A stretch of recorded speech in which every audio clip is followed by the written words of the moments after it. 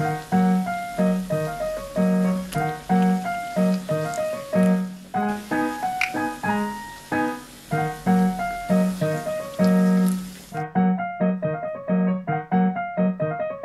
παππούς ο Τάσος μαγειρεύει. Σήμερα ο παππούς θα φτιάξει τηγανίτες από τη Σάμο. Γεια σας φίλοι μου καλοί. Παραδοσιακές σαμιώτικες τηγανίτες θα σας φτιάξω σήμερα. Μία συνταγή που μου την έστειλε ο καλός φίλος Άρης Κωνσταντάρας από τη Σάμο, που έχει ένα φανταστικό κανάλι με την ονομασία Μικρές Διαδρομές Σάμου. Σας φέρνει τη Σάμο στις οθόνες σας και σας την παρουσιάζει από όλες τις πλευρές. Μου έστειλε λοιπόν αυτήν την συνταγή, την οποία θα μοιραστώ μαζί σας, και τα υλικά της συνταγής θα μας τα πει ο φίλος ο Άρης. Παππού, θα σου στείλω μία συνταγή η οποία είναι παραδοσιακές αμνιώτικες τηγανίτες με γιαούρτι και αυγά. Πώς έχει συνταγή?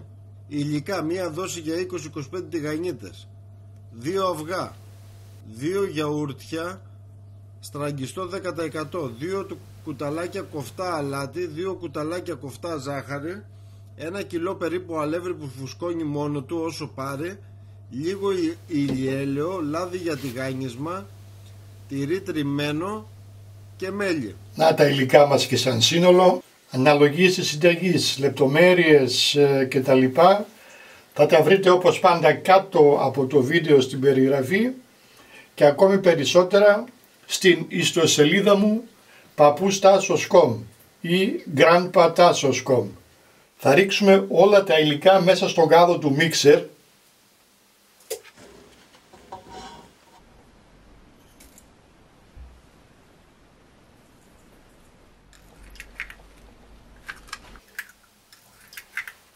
Στη συνταγή δεν το λέει, αλλά εγώ θα προσθέσω και λίγο ελαιόλαδο. Ελαιόλαδο και αυτό από τη Σάμο. Θα τα ζυμώσουμε στο ζυμωτήριο ή στο χέρι. Καλό ζύμωμα θα το καταλάβετε μόλις γίνει λίγα η ζύμη. Η ζύμη είναι έτοιμη, έχει γίνει μια χαρά. Επειδή λίγο αυτή η ζύμη κολλάει, θα λαδώσουμε ελαφρώς στα χέρια μας με το ηλιέλαιο που γράφει συνταγή και θα τη μεταφέρουμε σε ένα άλλο μπολ. Λέει ο Άρης: αντί για κόκκινη φαρίνα μπορείς να βάλεις και αλεύρι, αλατίνι για όλες τις χρήσεις. Μπορούμε να χρησιμοποιήσουμε το αλεύρι και μισό-μισό. Μισό που φουσκώνει μόνο του και μισό για όλες τις χρήσεις. Όταν όμως χρησιμοποιήσουμε και αλεύρι για όλες τις χρήσεις, θα προσθέσουμε μέσα και περίπου 10 γραμμάρια φρέσκια μαγιά ή ένα κουταλάκι του γλυκού ξερή μαγιά. Θα το πλάσουμε λιγάκι έτσι εδώ στα χέρια μας. Δεν θέλετε, αυτό έχει ζυμωθεί πάρα πολύ ωραία στο γάντζο. Θα του ρίξουμε λίγο λαδάκι.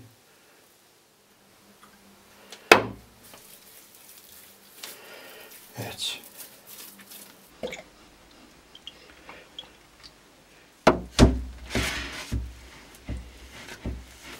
Σκεπάζουμε και αφήνουμε να ξεκουραστεί για μισή ώρα περίπου. Το άφησα για μισή ώρα σκεπασμένο σε θερμοκρασία δωματίου. Πάρα πολύ ωραίο, μαλακό, μαλακότατο. Λέει ο Άρης. Και χωρίζεις και το ζυμάρι σου μετά σε μικρά μπαλάκια και τα κάνεις σαν τηγανόψωμα. Άρα πρέπει αυτά τώρα να τα μοιράσουμε εκεί γύρω στα 65 με 70 γραμμάρια. Τώρα αν θέλουμε τα ζυγίζουμε, αν θέλουμε με το μάτι. Για να ζυγίσω ένα για να ξέρω περίπου πόσο είναι. Ακριβώς 70 γραμμάρια. Άρα λοιπόν θα τα κάνουμε εκεί μεταξύ 65 και 70 γραμμάρια το καθένα. Ας κόψουμε τώρα μπαλάκια να έχουμε. Αν σας είναι πολύ το ζυμάρι για μία φορά, το βάζετε μέσα σε σακούλα τροφίμων και το καταψύγνετε. Δεν θέλουν πλάσιμο, απλώς θα τα δώσουμε λίγο σχήμα να γίνουν στρόγγυλα στα μπαλάκια για να μπορούμε να τα ανοίξουμε και ομοιόμορφα. Για πάμε να ανοίξουμε τις πιτούλες μας. Δεν βάζουμε αλεύρι, απλώς θα λαδώσουμε λίγο το πάγκο.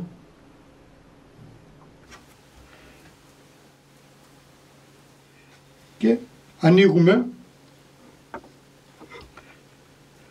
τις πιτούλες μας στρόγγυλες.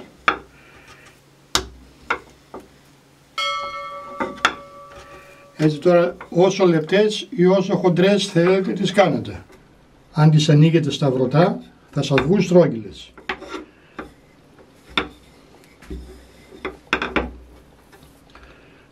Νομίζω πως αυτό το μέγεθος είναι καλό. Μπορούμε τώρα να τις βάλουμε πάνω σε μεμβράνη και να τις αφήσουμε εκεί ώσπου να τις ανοίξουμε όλες. Λοιπόν, ανοίγω και τις υπόλοιπες και πάμε στο επόμενο βήμα.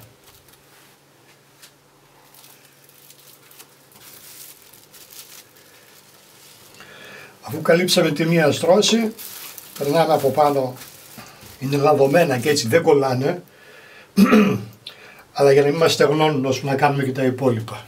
Έτσι μπορούμε να συνεχίσουμε να τα καλύψουμε όλα με μεμβράνη και έτσι δεν υπάρχει φόβος να μας στεγνώσουν, γιατί εντάξει δεν μπορούμε να τα ανοίξουμε και όλα μαζί με τη μία.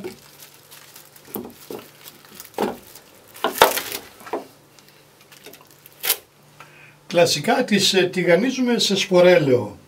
Μπορούμε να βάλουμε και ελαιόλαδο, μπορούμε να βάλουμε και καλαμποκέλαιο, ό,τι λάδι θέλουμε. Εγώ εδώ έχω ηλιέλαιο. Θα βάλουμε το λάδι να κάψει, όχι να καπνίσει, για να μην αρπάξουν αμέσως. Και πάμε να ρίξουμε μέσα την πρώτη μας πιτούλα.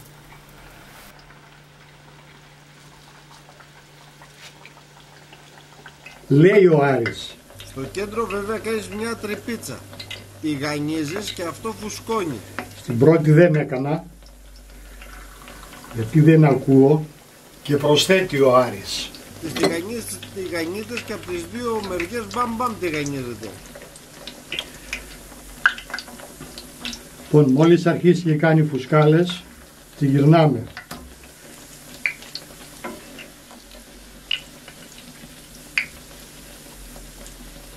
Θα την αφήσουμε να πάρει το επιθυμητό χρώμα από κάθε πλευρά. Έτσι τη φωτιά τώρα την έχουμε προσαρμόσει. Είναι μέτρια πλέον. Να και η τρυπούλα στη μέση. Η κλασική, η σαμιώτικη.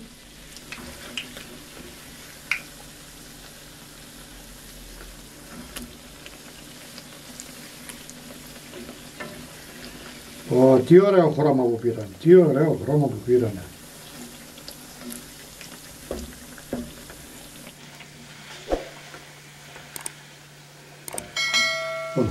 Η πρώτη είναι έτοιμη, οπότε τη βγάζουμε πάνω σε απορροφητικό χαρτί.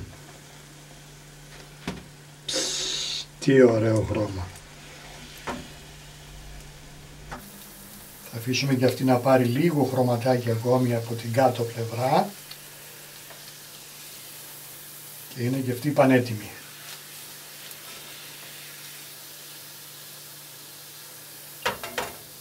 Λοιπόν, έτσι ακριβώς τηγανίζουμε. Φανταστικές, φανταστικές. Με τον αντίκυρα κάνουμε έτσι μια μικρή τρυπούλα στο κέντρο και τη ρίχνουμε στο λάδι. Τρυπούλα.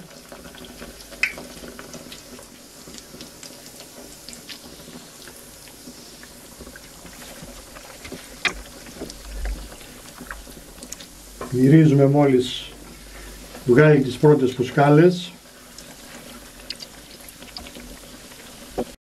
Τώρα το χρώμα ο καθένας όσο θέλει τις ψήνει, έτσι. Άλλος θέλει να είναι χλωμές, άλλος θέλει να είναι ροδοκόκκινες, άλλος να χρυσαφίζουν.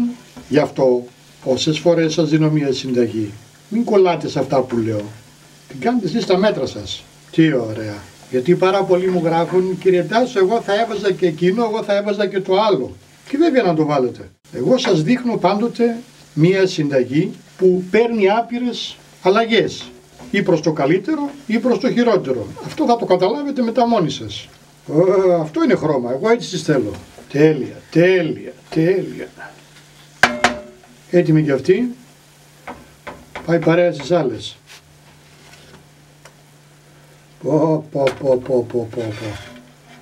Αριστούργημα, αριστούργημα. Δεν είναι αυτή η φανταστική εικόνα. Και επειδή πάρα πολύ πρέπει να αποφεύγουμε τα τηγανιτά και τα πολλά τα λάδια τα καμένα, έχω αδειάσει το λάδι, ίσα ίσα που έχει ό,τι έχει μείνει μετά το σκούπισμα, θα κάνουμε και κάποιες χωρίς λάδι. Την κλασική τρυπούλα στη μέση. Για να δούμε τι θα δούμε. Δεν κολλάνε, μια χαρά είναι.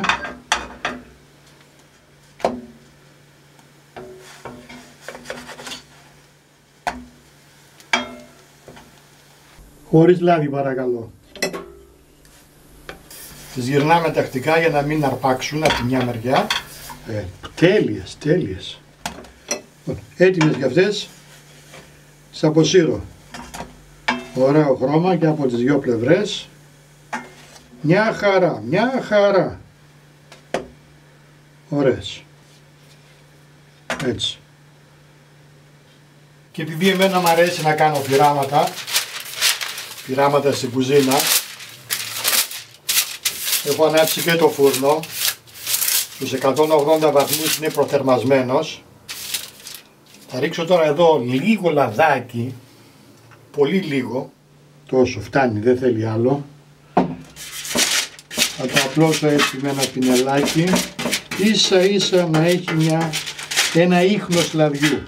Και θα βάλω τώρα εδώ πέρα τα υπόλοιπά μου, τα πιτάκια. Μην ξεχνάς την τρυπούλα τάσες στη μέση, έτσι, αλλιώς δεν είναι σαμιώτικα. Και πάμε για φούρνο.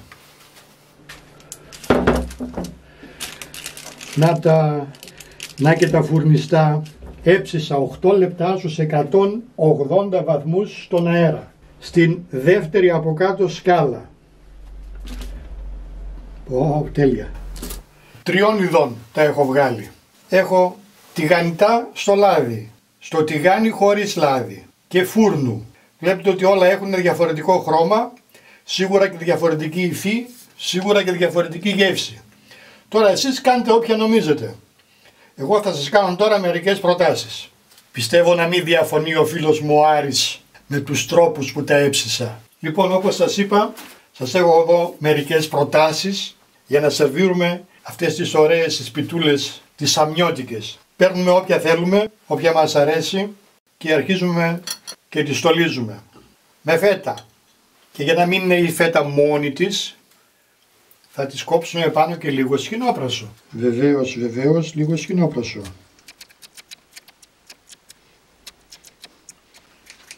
Θα πάρουμε μία φούρνου και θα τις βάλουμε πάνω κρέμα τυριού, συνοδεύοντας την με λίγα φιλαράκια φρέσκιας ρίγανης.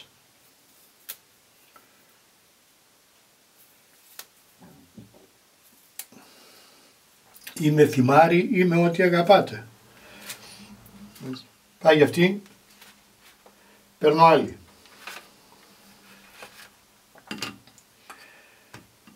Ψημένη στο τηγάνι χωρίς λάδι, επίσης με κρέμα τυριού και μαρμελάδα φράουλας. Αυτή είναι ακόμη από αυτή που έκανα πέρυσι. Θα τη βρείτε κάπου μέσα στα βίντεό μου.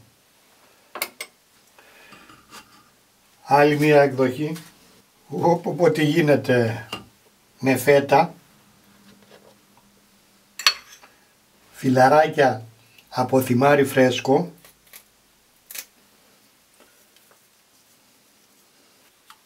και λίγο μέλι από πάνω, έτσι. Πω.